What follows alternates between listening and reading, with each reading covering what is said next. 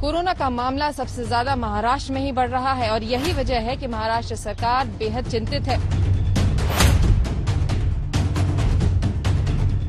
बिहार में कोरोना की स्थिति धीरे धीरे गंभीर होती जा रही है। पिछले 24 घंटों में 488 कोरोना के एक्टिव केस सामने आए हैं। राजस्थान में कोरोना का भारी विस्फोट हुआ है। 2021 में अब तक का सबसे बड़ा आंकड़ा आया है। मध्य प्रदेश में कोरोना का कहर लगातार जारी है। पिछले 24 घंटों में प्रदेश भर में 18 लोगों की जानें कोरोना की वजह से गई हैं। अब में कोरोना की दूसरी लहर कहीं ना कहीं एक नया रिकॉर्ड बनाती जा रही है। पिछले 24 घंटों में 58 मौतों के साथ टोटल आंकड़ा 6,926 हो गया है।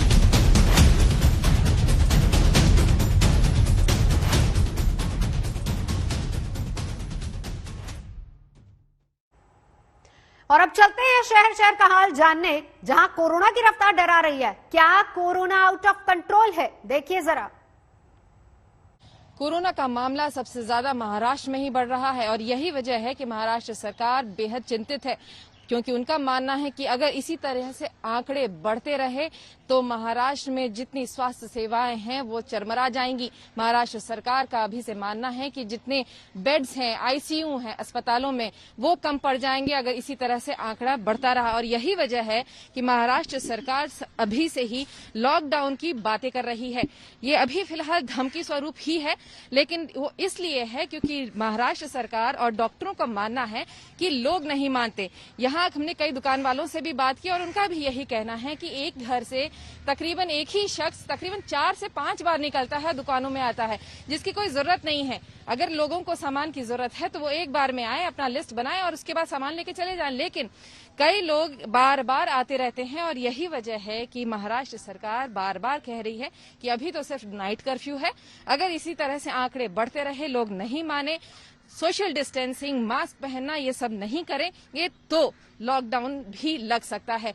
उन्होंने उद्धव ठाकरे ने कुछ दिन पहले ही महाराष्ट्र शासन को ये तक कहा था कि वो तैयारियां कर लें कि लॉकडाउन की करना है, लेकिन अभी तक इस बात पे निर्णय नहीं हुआ है। कैमरामैन विजय देसाई के साथ विद्या, मुंबई आज तक। महामारी के जो मरीजों के आंकड़े हैं जैसे देश में बढ़ रहे हैं वैसे महाराष्ट्र में बढ़ रहे हैं और महाराष्ट्र के आंकड़े बहुत ही ज्यादा बढ़ चुके हैं।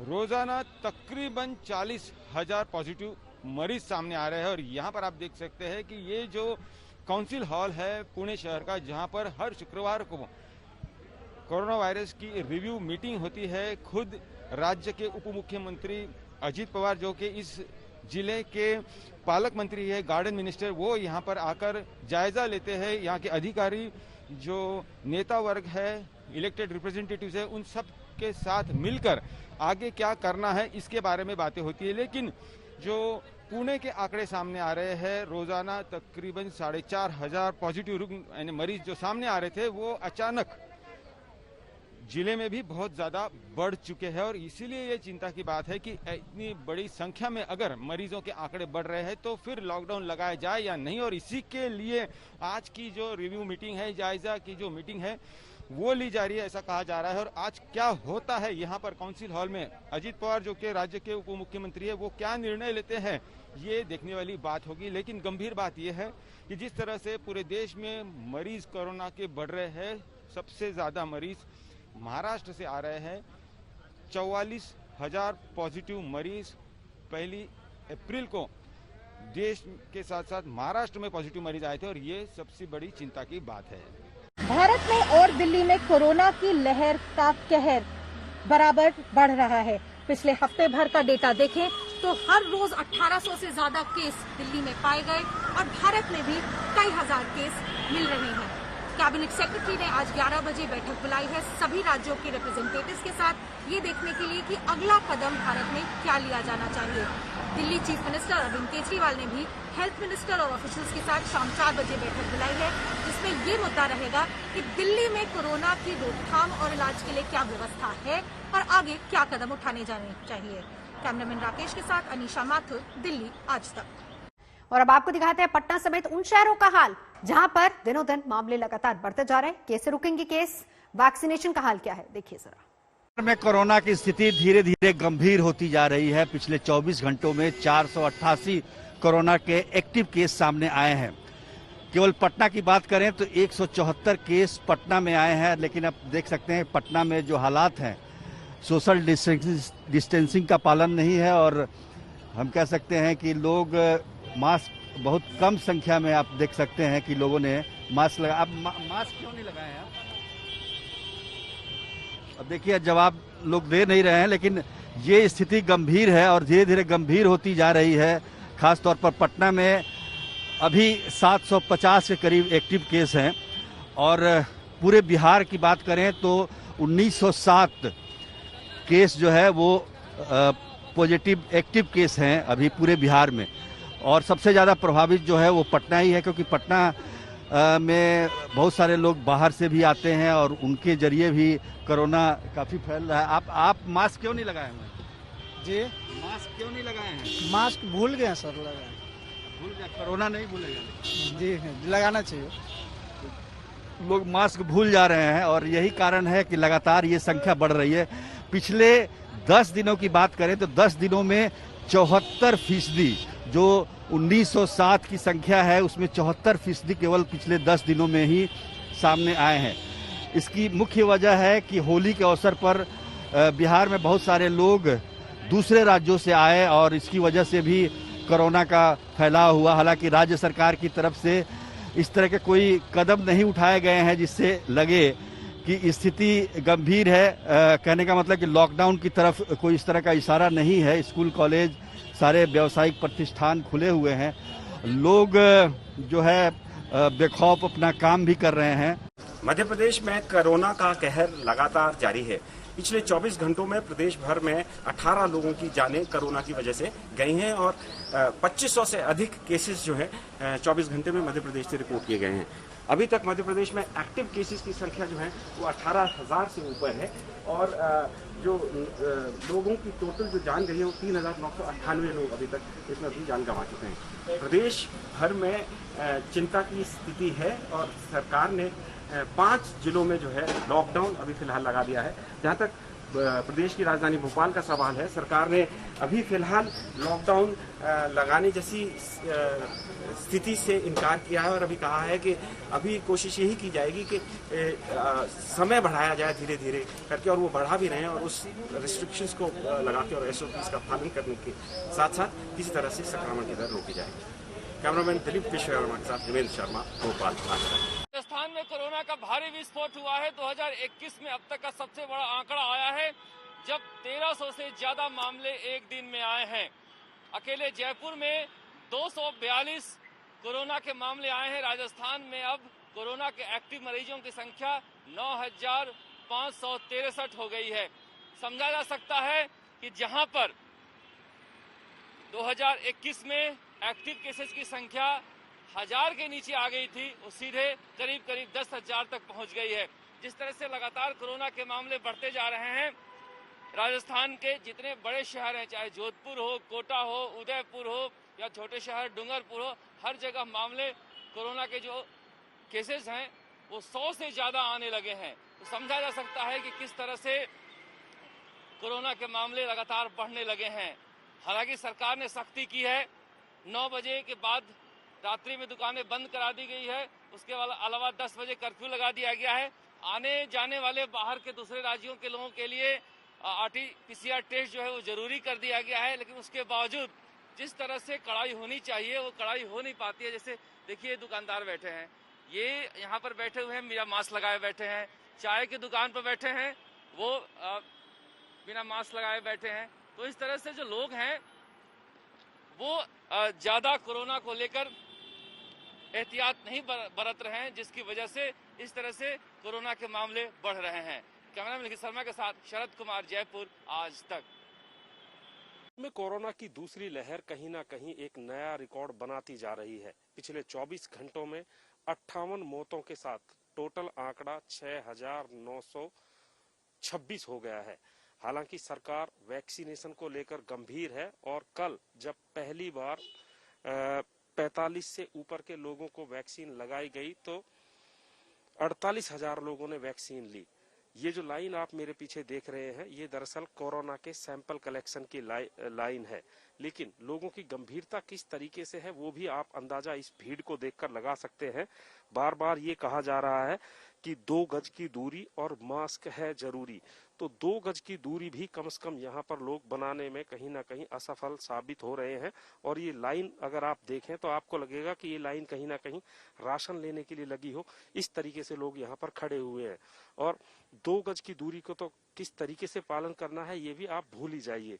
कुछ लोग अभी भी बीच बीच में हाथों से मास्क को कवर करने की कोशिश कर रहे हैं, तो कुछ लोगों ने इस लाइन को देखकर भी आप अंदाजा लगा सकते हैं कि मास्क सिर्फ महज एक खाना पूर्ति के लिए लगाया हुआ है।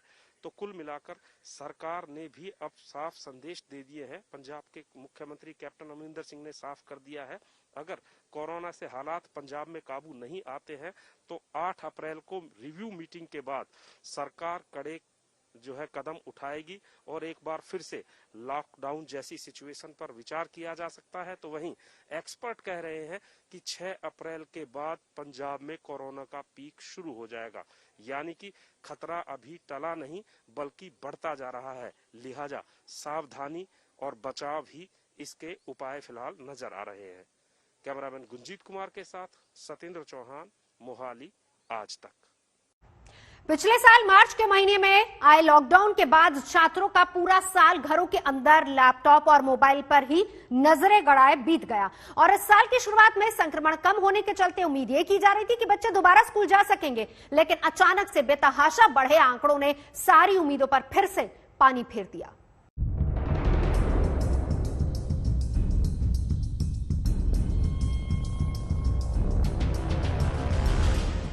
सितंबर 2020 भारत में अभी तक के सबसे ज्यादा 97,894 मरीज दर्ज किए गए। 1 अप्रैल 2021 को इस साल के सबसे ज्यादा 72,330 मरीज सामने आए। एक नहीं 2 वैक्सीन आ गई हैं, लेकिन इसके बावजूद कोरोना संक्रमण एक बार फिर से आसमान छूने लगा है। जिस रफ्तार से रोजाना संक्रमण के मामले बढ़ रहे हैं, उससे यही लग रहा है कि इस साल ये महामारी और भी विकराल रूप अख्तियार कर सकती है। सबसे ज्यादा संक्रमण कहां है वो भी देख लीजिए। महाराष्ट्र में पिछले 24 घंटे में 43,183 मरीज सामने आए, 249 की मौत हो गई। दिल्ली में 2,790 नए मामले सामने आए, 9 की जान चली गई। केरल में 2,798 नए मरीज सामने आए और उत्तर प्रदेश में 1,230 नए मामले कोरोना के दर्ज किए गए। मेरे भारत के लोगों से इतना ही अनुरोध है अपने भाई और बहनों से कि जो 45 वर्ष से ज़्यादा की आयु के हैं वो वैक्सीनेशन जल्द से जल्द करवाएं और साथ ही साथ मास्क भी पहने, 2 गज की दूरी भी अपनाएं, हाथों को भी धोते रहें, क्योंकि बचना भी जरूरी है और दूसरे को बचाना भी जरूरी है। टीका लगवाना भी जरूरी है, टीका जरूर लगवाएं, भारत को भी बचाएं और कोरोना को हराएं। 1 अप्रैल से देश में वैक्सीनेशन का तीसरा दौर शुरू हो गया है। अब 45 साल से ज्यादा उम्र के सभी लोगों को टीका लगाया जा रहा है। कहा तो उम्मीद थी कि वैक्सीनेशन के साथ वायरस भी अंकुश लगाने में मदद करेगा, लेकिन हालात एकदम उल्टे बन गए। नए शिक्षा सत्र में भी मोबाइल और लैपटॉप से बच्चों की नजरें हटने के संकेत नहीं हैं। चंद रोज पहले तक स्कूल खोलने की तैयारी में जुटी राज्य सरकारों ने फिर से कदम वापस खींच लिए हैं। दिल्ली में 8वीं तक की सभी परीक्षाएं अगले आदेश तक बंद रहेंगी। उत्तर प्रदेश में 8वीं तक की सभी परीक्षाएं 4 अप्रैल तक बंद रहेंगी। मध्य प्रदेश में 8वीं तक की परीक्षाएं 15 अप्रैल तक बंद रहेंगी। बेंगलुरु में 8वीं तक की परीक्षाएं तत्काल प्रभाव से रोक दी गई हैं। पंजाब में सभी स्कूल कॉलेज 10 अप्रैल तक बंद रहेंगे। तमिलनाडु में सभी स्कूल अगले आदेश तक बंद रहेंगे। छत्तीसगढ़ में स्कूल कॉलेज अगले आदेश तक बंद रहेंगे। कोरोना को लेकर जरा सी लापरवाही कितनी खतरनाक हो सकती है, इसका नमूना झारखंड के खूंटी में दिखा, जहां एक आवासीय स्कूल में एक साथ 28 छात्राएं संक्रमित पाई गई। छात्रावास में कुल 88 छात्राएं हैं। इन सभी की जांच रिपोर्ट का इंतजार है। ऐसी खबरें देखकर शायद ही कोई माँ बाप अपने बच्चों को स्कूल भेजने को तैयार हो। आज तक ब्यूरो। देश में टीकाकरण के तीसरे चरण की शुरुआत हो गई है और इस चरण में 45 साल से ज्यादा की उम्र के लोगों को वैक्सीन लगेगी। टीकाकरण पूरे महीने बिना किसी छुट्टी के चलता रहेगा।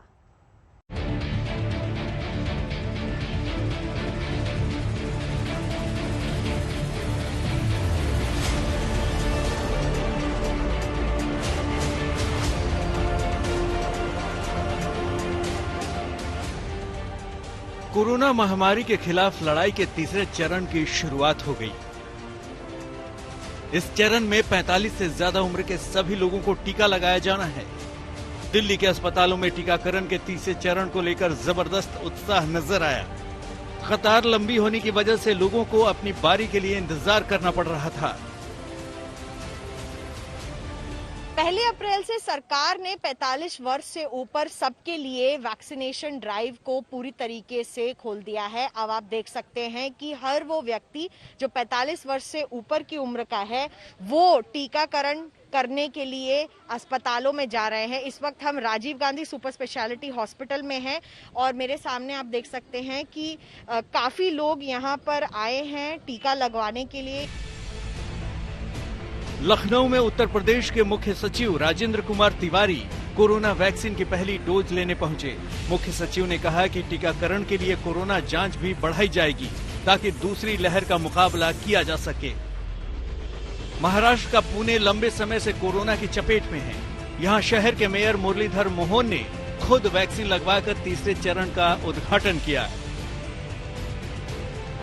बिहार में भी वैक्सीन के तीसरे चरण की औपचारिक शुरुआत हो गई।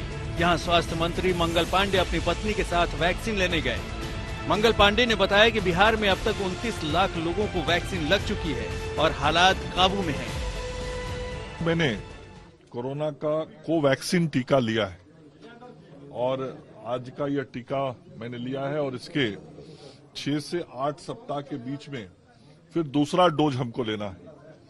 मैं राज्य की जनता से, अपने सभी लोगों से अपील करता हूं जिनकी अवस्था 45 वर्ष से अधिक की हो गई है, वो सभी लोग टीका केंद्रों पर जाएं और कोरोना के इस वैक्सीन को जरूर लें।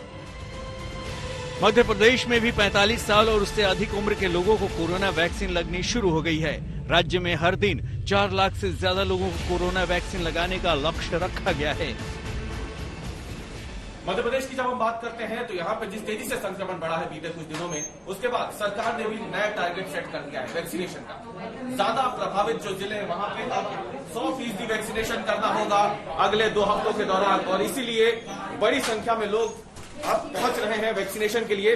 वैक्सीनेशन केंद्र जो है वो भी बढ़ा दिए गए हैं। भोपाल में 172 केंद्र बना दिए गए हैं। कोशिश ये है कि लोगों के घरों के ज्यादा से ज्यादा करीब हो वैक्सीनेशन सेंटर और उन्हें ज्यादा दूर ना आना पड़े, क्योंकि अभी तक मध्य प्रदेश में 3.5 लाख लोगों को कोविड वैक्सीन लगाई जा रही थी प्रतिदिन। लेकिन मुख्यमंत्री शिवराज सिंह चौहान ने जो बैठक ली है उसके बाद यह तय किया गया है कि ये अब बढ़ा करके 4 लाख वैक्सीन प्रतिदिन लोगों को लगाई जाए। देश के अलग अलग शहरों से टीकाकरण की तस्वीरें सामने आ रही हैं। कोरोना की दूसरी लहर तेज होने की वजह से टीकाकरण का ये तीसरा चरण बेहद अहम हो गया है। आज तक ब्यूरो।